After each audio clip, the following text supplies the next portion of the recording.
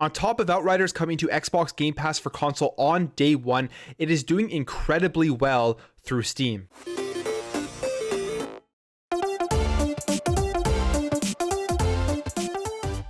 Xbox Game Pass continues to prove that it is wildly successful to get more people to play games that they have never played before, increase player counts in games for developers, as well as help developers pay off their production and marketing costs. Now, before we get into this any further, I just want to thank you all for the support that you've been giving me. It really does mean a lot to know that you guys enjoy the content that I'm putting out. I mean, that's the reason I make this stuff. So if you're somebody who's new here and you find this video entertaining and informative, you think I'm worthy of your subscription, I'd really appreciate you hitting that subscribe button to help grow this channel, help grow this community, so we can just have great conversations in the comments below about the stuff going on with Xbox and the video game industry. Outriders coming to Xbox Game Pass is that first major third-party game that is making its way onto the service on day one while being released on other platforms like PC and PlayStation at the same time. So there's going to be a massive influx of people from Game Pass that are going to want to check it out. As we know, Game Pass is at like 20 million subscribers and growing.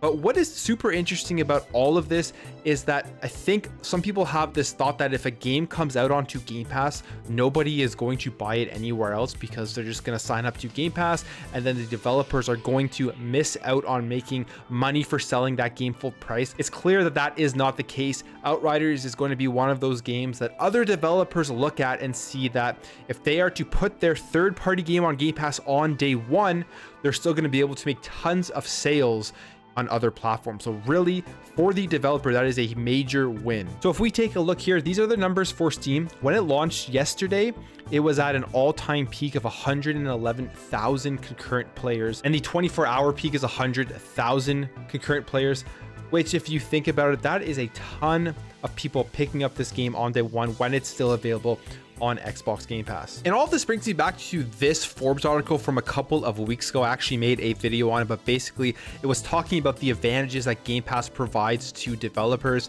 And we have this here where Sarah Bond, who was saying that Game Pass subscribers spend 20% more time playing games, play 30% more games, and play 40% more genres, and spend about 20% more on gaming overall.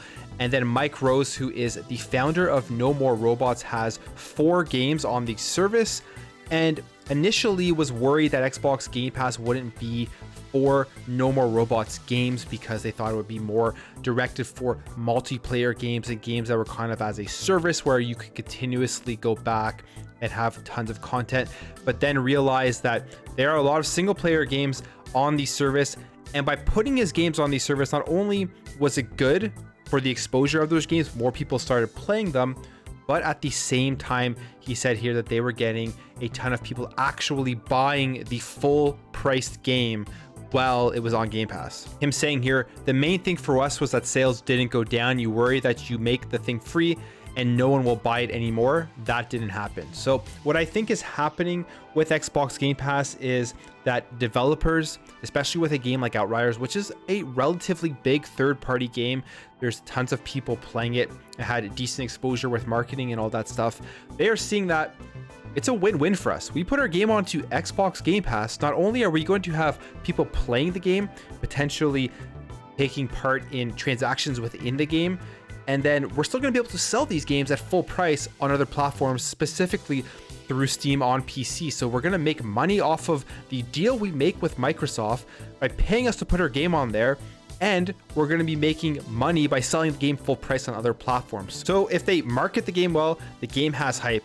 I mean, they can't really lose at the end of the day by putting it on Game Pass on day one as a third-party developer, which leads me just definitely to believe that going forward, as we already saw today with MLB The Show 21 coming to Xbox Game Pass on day one, which I'm just over the top excited for, we're going to see more third-party games making their way onto Xbox Game Pass on day one. But anyways, guys, that's it for me. Let me know what you think about this in the comments below. Let me know what you think about the amount of players playing Outriders through Steam, even though it's on Game Pass on day one.